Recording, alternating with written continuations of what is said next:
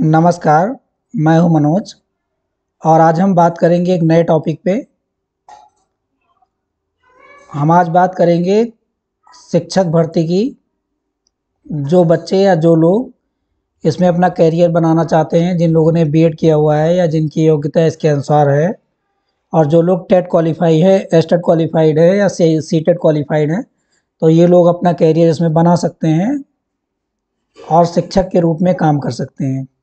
बिहार सरकार ने अभी एक वैकेंसी निकाली थी, उसको फुलफ़िल किया है और वैकेंसी प्राइमरी लेवल की वैकेंसी थी। अभी एक वैकेंसी उसने और निकाल दिया है, तत्काल एक वैकेंसी और निकाल दी है, जिसमें कक्षा 6 से लेकर कक्षा 12 तक के अध्यापक बन सकते हैं और अपने अलग-अलग लेवल में अलग-अलग शिक्षक वहाँ पे बनने का मौका मिलेगा। तो आज हम बात करेंगे इसी नोटिफ़िकेशन के बारे में, यानी ऑनलाइन रजिस्ट्रेशन के बारे में कि हम ऑनलाइन रजिस्ट्रेशन कैसे कर सकते हैं। बहुत सारे बच्चे जो है ऑनलाइन रजिस्ट्रेशन करना तो जानते हैं, लेकिन वो अपने मोबाइल से अपना फॉर्म नहीं भर पाते हैं। तो आज हम उसी फॉर्म भरने की प्रक्रिया को जानेंगे। तो सबसे पहले इसको स्टार्ट करने से हम पहले इसके जो जॉब है उसके बारे में जान लेते हैं कि कितनी-कितनी वैकेंसी है और कितने-कितने पोस्ट हैं और कौन-कौन से पोस्ट के लिए कितनी-कितनी वैकेंसियाँ हैं। अब हम सबसे पहले बात करते हैं कि जो वैकेंसी बिहार सरकार ने निकाली है, इसमें कितने पोस्ट हैं, मतलब नंबर ऑफ़ पोस्ट कितने हैं। तो टोटल नंबर ऑफ़ पोस्ट जो हैं वो 70,622 है। और जो नॉर्मल स्कूल होते हैं, जो शिक्षा विभाग के नॉर्मल स्कूल होते हैं, यानी सामान्य स्कूल होते हैं, उसमें 69,706 वैकेंसी है। और जो पिछड़ा वर्ग और अति पिछड़ा वर्ग का जो ये वेलफेयर डिपार्टमेंट है, यानी कल्याण विभाग है, उसके जो स्कूल हैं उसमें 916 वैकेंसियाँ हैं। और इसमें किस टाइप के टीचर बन सकते हैं, क्लास 6 से लेकर 12 तक। पिछली वैकेंसी जो निकली थी वहाँ पे 1 से लेकर 5 तक के टीचर बन सकते थे।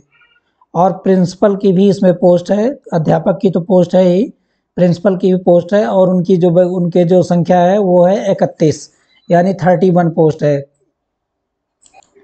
अब इस शिक्षक भर्ती के लिए जो लास्ट डेट है, मतलब लास्ट रजिस्ट्रेशन की जो डेट है, वो हम जान लेते हैं कि कितनी है। तो इसमें थोड़ी चेंजिंग की गई है इस वाले वैकेंसी में। इसमें सबसे पहले क्या करना है कि हमको रजिस्ट्रेशन करना है और रजिस्ट्रेशन करने के बाद में हमें फाइनल फॉर्म फिलअप नहीं करना है।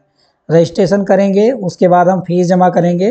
फ़ीस जमा करने के बाद में हम फिर लास्ट में अपना फॉर्म फिलअप करेंगे और फिलअप करने के बाद में सबमिट करेंगे। तो इनके लिए जो डेट दी हुई है उनको जान लेना बहुत ज़रूरी है। पंजीकरण यानी रजिस्ट्रेशन की जो तारीख़ है वो है 5 से 14 नवंबर। और जो ऑनलाइन आवेदन की जो तारीख़ है वो 10 से 25 नवंबर है। तो 14 नवंबर तक ही रजिस्ट्रेशन कर पाएंगे। 14 नवंबर के बाद में रजिस्ट्रेशन नहीं होगा। जिनका रजिस्ट्रेशन हुआ रहेगा उन्हीं का फॉर्म जो है फाइनली 25 नवंबर तक सबमिट होगा। और फ़ीस जमा करने की भी वही तारीख़ है, 14 नवंबर। 14 नवंबर के बाद में फ़ीस भी नहीं जमा होगी। तो पहले हमें क्या करना है, पहले रजिस्ट्रेशन करना है, उसके बाद में हमें तुरंत फ़ीस जमा कर देना है। उसके बाद में हमें फाइनल सबमिट करना है फॉर्म को। और इसमें जो लोग सीटेट और बीटेट, यानी सीटेट जो सेंट्रल बोर्ड का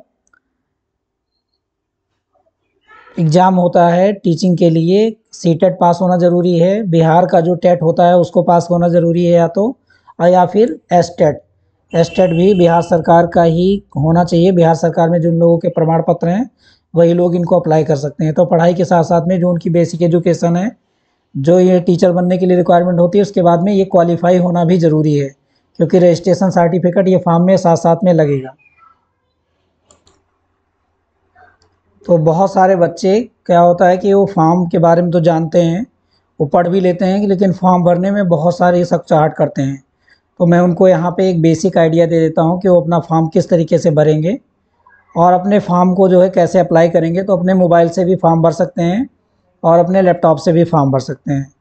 अगर आपके पास मोबाइल फ़ोन है तो अपने पास मोबाइल फ़ोन में पहले गूगल क्रोम को खोलेंगे और उसको कॉर्नर में जो 3-4 डॉट बने रहते हैं, जो मैंने पहला पिक्चर यहाँ पे छाप के रखा है, वो कॉर्नर में 3-4 डॉट, उस डॉट वाले पे क्लिक करेंगे जो गूगल वाला अपना पेज रहता है।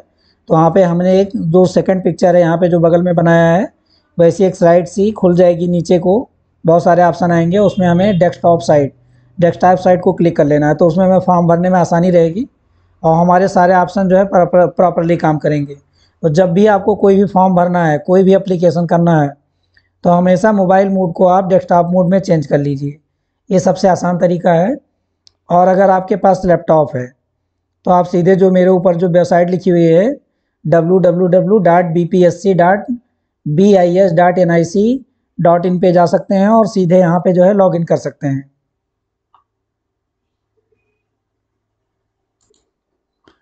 तो हम अगर बीपीएससी की साइट अगर गूगल क्रोम में भी सर्च मारेंगे या तो ये वाला अपना लॉगिन एड्रेस डाल देंगे तो वहाँ से भी हमको मिल जाएगा, और अगर हम गूगल सर्च मारेंगे तो वहाँ से भी हमको मिल जाएगा, बीपीएससी केवल डाल देंगे तो हमें ये वाली साइट आराम से मिल जाएगी। अब हम जैसे ही वो वाली साइट बीपीएससी डाल के जैसे वाली साइट खोलेंगे तो जो हमारे बगल में पिक्चर छपा हुआ है कुछ ऐसा ही पेज आपको खुल जाएगा, जो कि बिहार पब्लिक सर्विस कमीशन की जो साइट है वो ऐसे करके खुल जाएगी। बगल में जो नीली वाली पट्टी है वहाँ पे बहुत सारे वर्ड लिखे हुए हैं, वो इसी कॉलम में जब आप खोजेंगे तो आपको ऑनलाइन एप्लीकेशन वाला कॉलम मिल जाएगा, और उस पर आप पे जैसे ही क्लिक करेंगे तो आप अगले पेज पे पहुँच जाएंगे। ऑनलाइन एप्लीकेशन जैसे क्लिक करेंगे तुरंत अगले पेज पे पहुँच जाएंगे। जैसे ऑनलाइन एप्लीकेशन पे आप क्लिक करेंगे तो ये वाली विंडो जो अभी मेरे बगल में छपी हुई है ऐसी वाली खुल जाएगी, और यहाँ पे आपको जो गेट सा छपा हुआ है बीच में और वहाँ पे ऑनलाइन एप्लीकेशन जहाँ लिखा हुआ है, फिर जाके हम वहाँ पे तुरंत क्लिक कर देंगे। जहाँ दरवाज़ा छपा हुआ है उसी दरवाजे के पास में हम लोग क्लिक कर देंगे और हम अगले पेज में तुरंत पहुँच जाएंगे। वहाँ पे हमें एक पॉपअप मिलेगा। पॉपअप का मतलब है जो एक मैसेज आ जाएगा लिख के, वहाँ पे कुछ लिखा होगा, आप आराम से पढ़िएगा, और उसके नीचे जैसा मेरे स्क्रीन पे छपा हुआ है ओके बटन करके लिखा होगा, ओके बटन करके आप सिंगल क्लिक दबाइएगा। ये आपको दूसरे पेज पे जाने के लिए बोलेगा, मतलब नई साइट पे जहाँ से एप्लीकेशन होगा वहाँ जाने के लिए बोलेगा। जैसे आप दबाएंगे तैसे उस वाले नए पेज पे पहुँच जाएंगे। जैसे ही आप ये वाली साइट मतलब यहाँ पे खोलेंगे, आपको जो इस पिक्चर में सबसे फर्स्ट वाला पेज जो लिखा हुआ है वो वाला पेज आपको खुल जाएगा, और ये बिहार लोक सेवा आयोग की ये वाली साइट जहाँ से आपको ऑनलाइन रजिस्ट्रेशन होगा वाला खुलेगा। तो आपको क्या करना है, नीचे स्लाइड करके आना है, नीचे स्लाइड करना है इस पेज को साइड से। स्लाइड जैसे करेंगे तो आपको जो सेकंड वाली पिक्चर यहाँ पे छपी हुई है ये वाली पिक्चर आपको मिल जाएगी, जहाँ पे ऑनलाइन रजिस्ट्रेशन करके नीचे लिखा होगा। अब यहाँ पे रजिस्ट्रेशन और पोस्ट का नेम लिखा होगा। हो सकता है कि आपको जो ऑनलाइन एप्लीकेशन वाला जो यहाँ पे टिक मार्क लगा हुआ है साइड में ये वाला ना दिखाई दे, तो इसके लिए नीचे से थोड़ा सा ये स्लाइड कर लीजिएगा पेज को।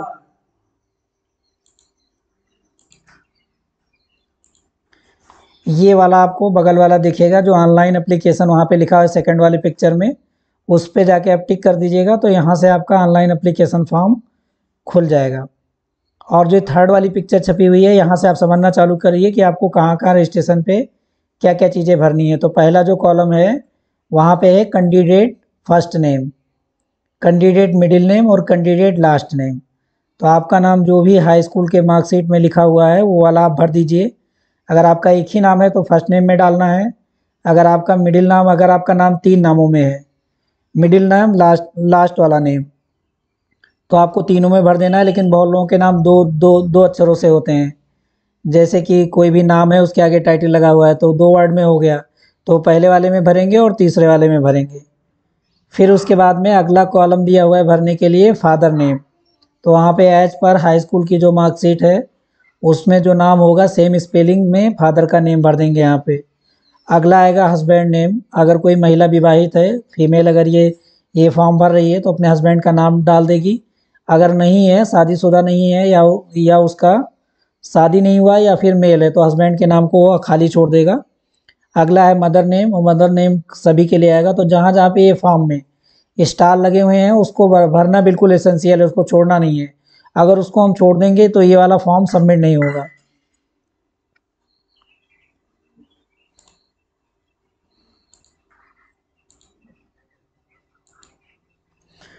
फिर जब हम फॉर्म को स्क्रॉलिंग करेंगे थोड़ा थोड़ा और नीचे आएंगे, क्योंकि एक पेज में सारा फॉर्म आएगा नहीं, जितना अपना लैपटॉप का मोबाइल का जो पेज रहेगा उतना ही आएगा। और जब नीचे आएंगे स्क्रॉल करके तो हमें आईडी सेलेक्ट करना होगा। एक आईडी जो हमारे पास है, या तो आधार होना चाहिए, या तो पैन कार्ड होना चाहिए, और या तो ड्राइविंग लाइसेंस होना चाहिए।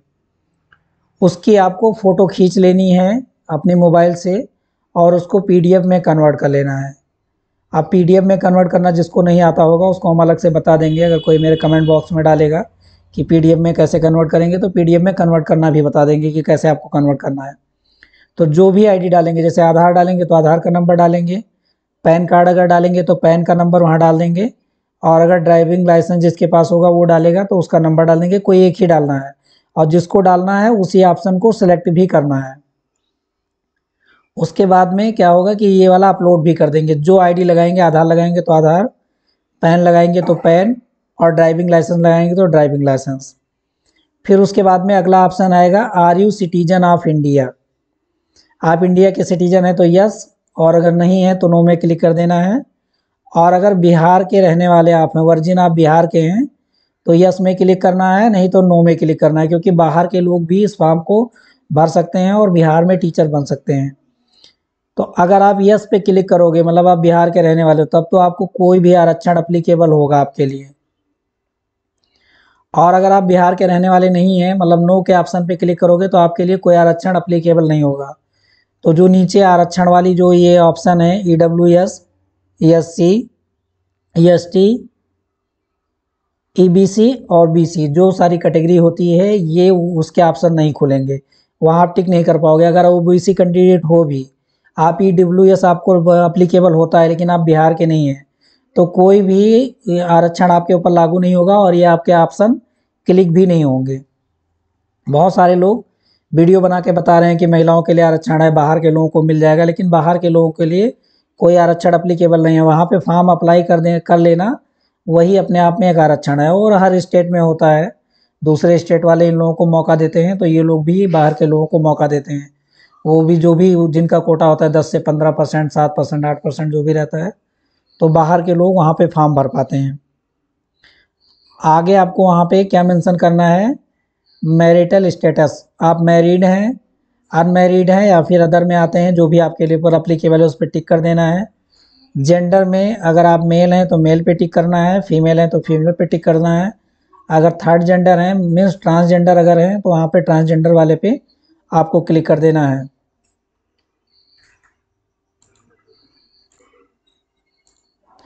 अब फॉर्म को थोड़ा और स्क्रॉल करेंगे, फॉर्म तो काफ़ी लंबा रहता है, एक पेज में आता नहीं, मतलब और नीचे आएंगे तो उसमें मिलेगा, आप फ्रीडम फाइटर के अगर ग्रैंड डॉटर हैं, ग्रैंड सन हैं, तो आप ये वाले ऑप्शन में यस करेंगे, अगर नहीं है तो नो करेंगे। और नीचे आएंगे, अगर आप विकलांग हैं, मतलब फिजिकली डिसेबल हैं, तो ये वाले ऑप्शन में अगर डिसेबल हैं तो यस करेंगे, अगर नहीं है तो नो करेंगे। और अगर यस करेंगे तो सर्टिफिकेट भी मांगेगा। बहरहाल मैंने चेक नहीं किया है, क्योंकि ये वाला ऑप्शन जो था वो जो कैंडिडेट का मैंने फॉर्म भरा था उनके लिए एप्लीकेबल नहीं था। तो ये वाला ऑप्शन भी मांगेगा, और हो सकता है कि डॉक्यूमेंट भी मांगे उसका, या फिर जब आप जॉब के लिए जाएँ, काउंसलिंग के लिए वहाँ पे जाएँ, तो उस टाइम पे आपका डॉक्यूमेंट लगे। और अगर आप are you ex service man है, यस या नो, तो भी आपका यहाँ पे यस करना है या फिर नो करना है।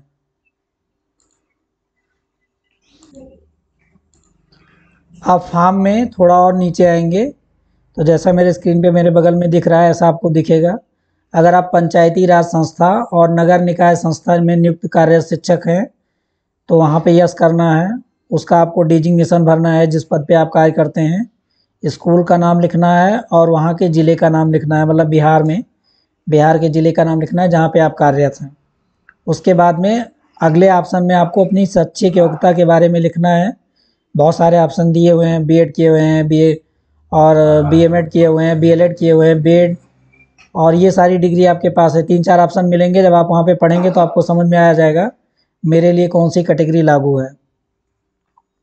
आगे चलते हैं और आगे हम बताते हैं आपको कि जो सी टेट वाला है, जो एस टेट है, बी टेट है, मतलब बिहार का जो टेट है, उनको कैसे भरना है और वो कैसे आपके लिए एप्लीकेबल होगा। अब जो आपकी ये मतलब दक्षता परीक्षा है, यानी सी टेट वाली परीक्षा है, इसके ऑप्शन को भरना है। यहाँ पे 2 ऑप्शन है, एक पात्रता परीक्षा, दक्षता एवं पात्रता परीक्षा, दूसरा ऑप्शन है केवल दक्षता परीक्षा। तो ये परीक्षाएं मतलब 2012 से पहले जो पूर्व नियुक्त और कार्यरत शिक्षक हैं उनके लिए एप्लीकेबल है। अगर वो ये वाला फॉर्म अप्लाई करना चाहते हैं तो वो लोग भी अप्लाई कर सकते हैं।